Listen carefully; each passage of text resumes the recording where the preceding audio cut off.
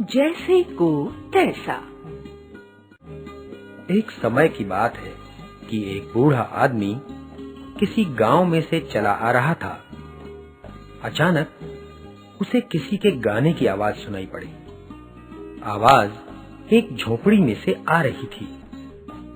गीत की धुन बड़ी मीठी और प्यारी थी। बूढ़ा आदमी काफी देर तक खड़ा खड़ा सुनता रहा। फिर उसने झोपड़ी के भीतर झांक कर देखा।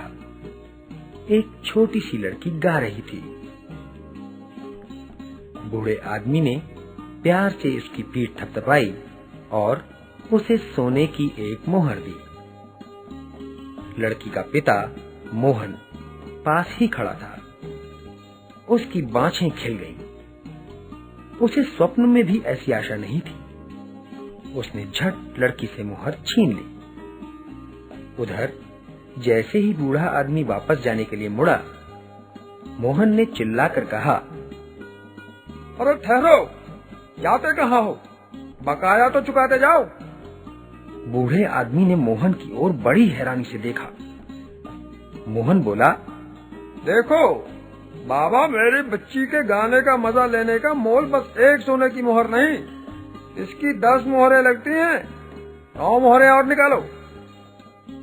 बूढ़े आदमी को यह समझते देर न लगी कि हो न हो यह आदमी धूर्त है, पर अनजान बनते हुए उसने कहा, गाने में कोयल को भी मात देने वाली लड़की के भाग्यशाली पिता, मुझे अफसोस है कि इस समय मेरे पास और मोहरें नहीं हैं।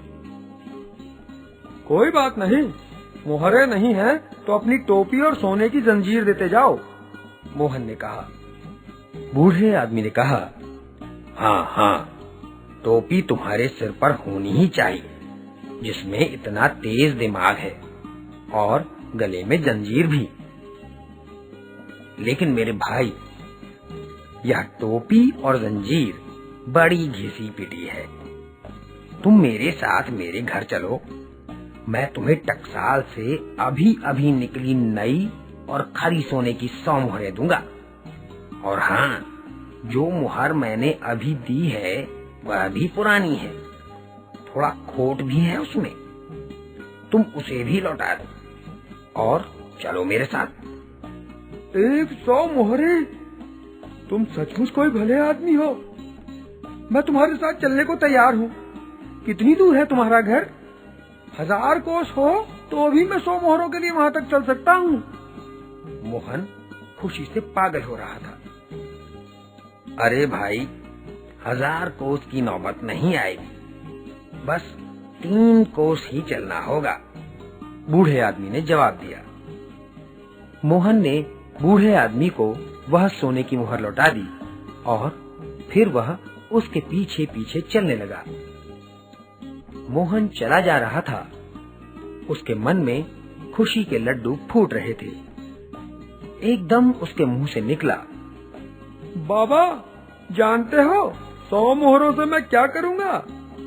नहीं तो, बूढ़े ने उत्तर दिया, मैं एक महल खड़ा करूँगा, ऐसा शानदार जिसके सामने राजा का महल भी पानी भरे। अच्छा, यह बात है। और मैं राजा से कहूँगा कि वो अपनी बेटी मुझसे ब्याह दे। लेकिन तुम्हारा तो ब्याह हो चुका है, एक बच्ची भी है तुम्हारी। तो क्या हुआ, मैं एक और ब्याह कर लूँगा, लेकिन इस बार तो किसी राजकुमारी को ही वरूंगा। वाह भाई वाह। चलते चलते वे नगर में राजा के महल के पास पहुंच गए थे।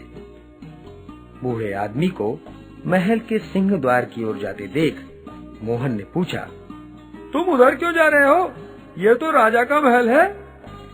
हाँ हाँ, यह मेरा ही घर है, बूढ़े ने कहा।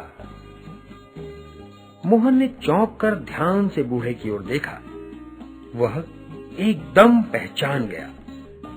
बूढ़ा और कोई नहीं, नगरी का राजा ही था।